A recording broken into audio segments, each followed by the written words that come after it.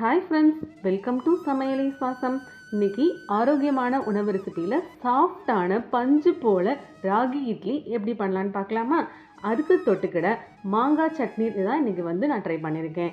மாங்காயில் சட்னியா அப்படின்னு பார்க்காதீங்க, ரொம்பவுமே டேஸ்டியாக இருந்துச்சு.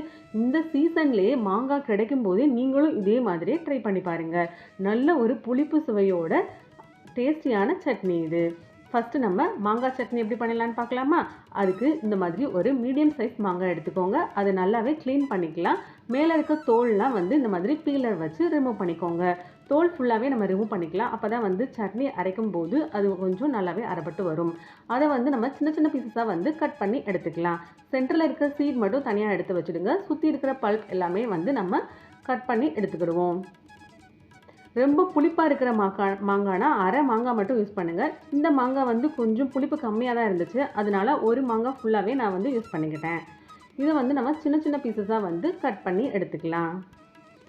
மாங்காயோட புளிப்பு சுவையை பொறுத்து நீங்கள் கூட குறைச்சல் ஆட் பண்ணிக்கோங்க. இந்த மாதிரி எல்லாமே தனித்தனியாக கட் பண்ணி எடுத்தாச்சு. இப்போ நம்ம இந்த கட் பண்ண பீசஸ் எல்லாமே எண்ணெயில் போட்டு வதக்கி எடுத்துடலாம். ஃபஸ்ட்டு ஸ்டவ்வில் ஒரு கடாய் வச்சுக்கோங்க. அதில் 2 ஸ்பூன் அளவுக்கு நல்லெண்ணெய் ஆட் பண்ணிக்கோங்க. இந்த மாங்காய் சட்னி ரெசிபிக்கு நல்லெண்ணெய் தான் ரொம்ப டேஸ்ட்டாக இருக்கும். 1 ஸ்பூன் அளவுக்கு கடலைப்பருப்பு, 1 ஸ்பூன் அளவுக்கு உளுந்து பருப்பு இதில் ஆட் பண்ணிக்கோங்க. இதை நல்லா பொரிஞ்சு வரும்போது நம்ம அதை நல்லா வதக்கி கொடுத்துக்கலாம். நான் இன்றைக்கி காரத்துக்கு 4 வரமிளகாவும் 1 பச்சை மிளகாவும் இது கூட நான் ஆட் பண்ணிக்கிறேன். காரத்துக்கு நீங்கள் உங்களுக்கு தேவையான அளவு கூட குறைச்சல் நீங்கள் ஆட் பண்ணிக்கலாம். 2 பீஸ் அளவுக்கு இஞ்சி இது கூட ஆட் பண்ணிக்கோங்க. 1 கைப்பிடி அளவு கறி லீவ்ஸ் ஆட் பண்ணிக்கோங்க. 1 கைப்பிடி அளவு மல்லி இலை இது கூட நான் ஆட் பண்ணிக்கிறேன். புதினா கூட ஆட் பண்ணிக்கலாம். ஆனால் புதினாவோட ஃப்ளேவர் தான் நமக்கு அதிகமாக தெரியும். மாங்காவோட ஃப்ளேவர் தான் நமக்கு இந்த சட்னியில் தேவைப்படும். அதனால நான் புதினாவை ஸ்கிப் பண்ணிக்கிட்டேன். இது எல்லாமே நல்லா வதக்கி கொடுத்துக்கலாம்.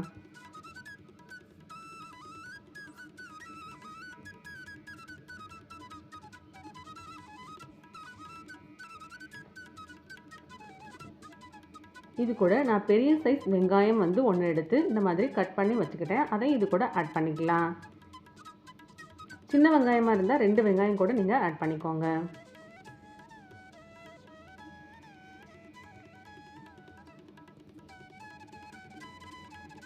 எல்லாம் நல்லாவே எண்ணெயில் வதங்கி வந்துடுச்சு. இப்போ நம்ம கட் பண்ணி வச்சுருக்கிற மாங்காய் பீசஸ் இது கூட ஆட் பண்ணிக்கலாம்.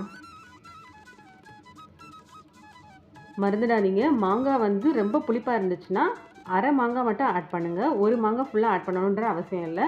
நான் இந்த மாங்காய் புளிப்பு கம்மியாக இருந்ததுனால ஒரு மாங்காய் ஃபுல்லாகவே ஆட் பண்ணியிருக்கேன். மாங்காயும் வெங்காயமும் நல்லா வதங்கி வந்துடுச்சு. இப்போ நம்ம இதுக்கு கொஞ்சமாக சால்ட் நம்ம ஆட் பண்ணிக்கலாம். சட்னிக்கு தேவையான அளவு சால்ட்டை இந்த ஸ்டேஜில் ஆட் பண்ணிக்கோங்க. நல்லா வதங்கி வரவும் ஸ்டவ் ஆஃப் பண்ணிவிட்டு கொஞ்சம் நேரம் ஆற விட்டுட்டு இதை ஒரு மிக்ஸி ஜாருக்கு மாற்றி எடுத்துக்கலாம். இது நம்ம நல்லாவே ஃபைன் பேஸ்ட்டாக அரைச்சி எடுத்துகிட்டு வந்துடலாம். பாருங்கள், மாங்காய் சட்னி சூப்பராக ரெடி ஆகிடுச்சு. நம்ம சட்னிக்கு தேவையான அளவு வாட்டர் இது கூட ஆட் பண்ணிக்கலாம். ரொம்பவும் டேஸ்டியாக இருந்துச்சு. இதே போல் மாங்காய் சட்னி இதே அளவுகளில் நீங்களும் ட்ரை பண்ணி பாருங்கள். இதுக்கு நம்ம இப்போ தாளிப்பு கொடுத்துக்கலாம். ஒரு கட்கா பேன் வச்சுக்கோங்க. அதில் 2 ஸ்பூன் அளவுக்கு நல்லெண்ணெய் ஆட் பண்ணிக்கோங்க. கடுகு உளுந்தம் பருப்பு, வரமிளகாய் ஆட் பண்ணிவிட்டு கறி லீவ்ஸ் ஆட் பண்ணிக்கலாம். கொஞ்சமாக இது கூட பெருங்காயத்தூளும் ஆட் பண்ணிக்கலாம். இதை நம்ம அரைச்சி வச்சுருக்கிற மாங்காய் சட்னியோடு சேர்த்து மிக்ஸ் பண்ணி கொடுத்துக்கலாம். ஃபஸ்ட்டு ஜார் கழுவி கொஞ்சமாக வாட்டர் ஆட் பண்ணிக்கோங்க. நெக்ஸ்ட்டு நம்ம தாளிப்பு இது கூட ஆட் பண்ணிக்கலாம். சூப்பரான புளிப்பு சுவையில் டேஸ்டியான மாங்காய் சட்னி ரெடி. நெக்ஸ்ட்டு நம்ம ராகி இட்லி எப்படி பண்ணலான்னு பார்க்கலாம். அதுக்கு நான் 4 கரண்டி அளவுக்கு உளுந்து மாவு மட்டும் எடுத்து வச்சுருக்கேன். தனி உளுந்து மாவு. அது கூட 1 டம்ளர் அளவுக்கு ராகி மாவு ஆட் பண்ணிக்கோங்க. இதுக்கு தேவையான அளவு சால்ட் ஆட் பண்ணிக்கலாம். நம்ம மாவு அரைக்கும் போது உளுந்து மாவு மட்டும் தனியாக எடுத்து வச்சிட்டோம்னா இந்த மாதிரி ராகி இட்லியும் செஞ்சு சாப்பிட்டுக்கலாம். அரை டம்ளர் அளவுக்கு மட்டும் வாட்டர் ஆட் பண்ணிக்கலாம். இது நல்லாவே ஒரு கைகளாலேயோ இல்லது விஸ்க் வச்சோ நல்லாவே மிக்ஸ் பண்ணி கொடுத்துக்கோங்க. நீங்கள் ரெகுலராக மாவு அரைக்கும் போது ஒரு 4 கரண்டியில் உளுந்து மாவு எடுத்து வச்சிட்டிங்க அப்படின்னு சொன்னால் இந்த மாதிரி ராகி இட்லியும் நம்ம செஞ்சு சாப்பிட்டுக்கலாம். சூப்பராக ராகி மாவு ரெடி ஆகிடுச்சு. இதை நம்ம எப்பயுமே இட்லி ஊற்றுற மாதிரி இட்லி சட்டியில் வேக வச்சு எடுத்துக்கலாம். இட்லி நல்லாவே வெந்து வந்துடுச்சு. இப்போ எப்படி வந்திருக்குன்னு பார்க்கலாம். பாருங்கள், சூப்பரான சாஃப்டான ராகி இட்லி ரெடி ஆகிடுச்சு.